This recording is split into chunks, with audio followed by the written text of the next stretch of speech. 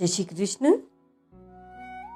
यत्तु कामेप्सुना कर्म साहंकारेण वा पुनः क्रियते बहुलायासं तद्राजसमुदाहतम्।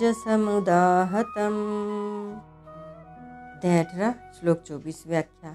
यत्तु राजस कर्म को सात्विक कर्म से भिन्न बताने के लिए यहाँ तू पद का प्रयोग हुआ है।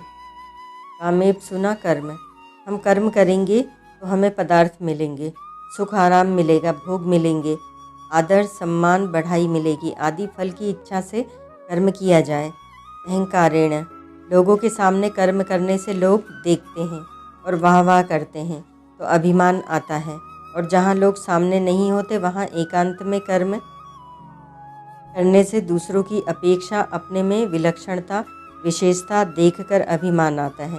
जैसे दूसरे आदमी हमारी तरह सुचारू रूप से संगोपांग कार्य नहीं कर सकते, हमारे में काम करने की जो योग्यता विधा चतुरता आदि है वह हर एक आदमी में नहीं मिलेगी।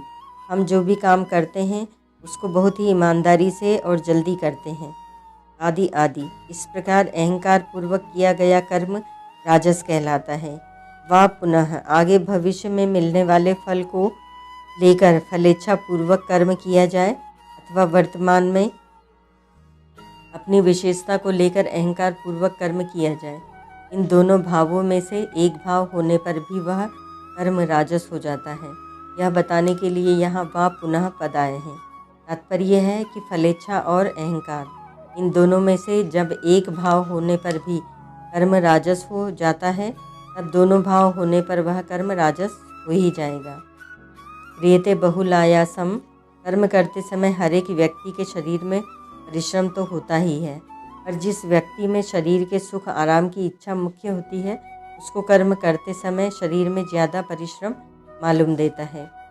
जिस व्यक्ति में कर्मफल की इच्छा तो मुख्य है पर शारीरिक सुख आराम की इच्छा मुख्य नहीं है, अर्थात सुख आराम लेने की स्वाभाविक ही प्रकृति नहीं है, उसको कर्म करते हुए भी शरीर में परिश्रम नहीं मालूम देता, कारण कि भीतर में भोगों और संग्रह की जोरदार कामना होने से उसकी वृत्ति कामना पूर्ति की तरफ ही लगी रहती है, शरीर की तरफ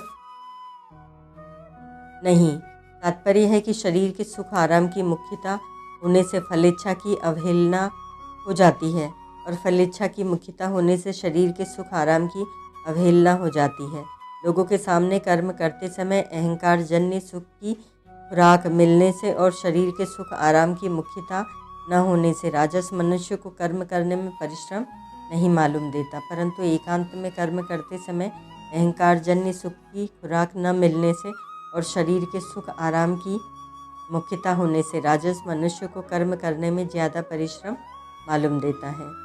तद्राज समुदाहतम, ऐसे फल की इच्छा वाले मनुष्य के द्वारा अहंकार और परिश्रम पूर्वक किया हुआ जो कर्म है वह राजस कहा गया है।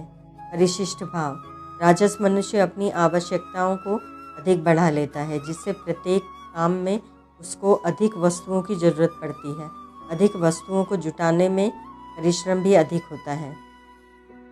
राजस मनुष्य कर्मों का विस्तार अधिक करता है, इसीलिए भी उसको परिश्रम अधिक होता है। शरीर में राग रहने के कारण राजस मनुष्य शरीर का आराम चाहता है, जिससे उसको थोड़े काम में भी अधिक परिश्रम मालूम देता है। ओम तत्सत।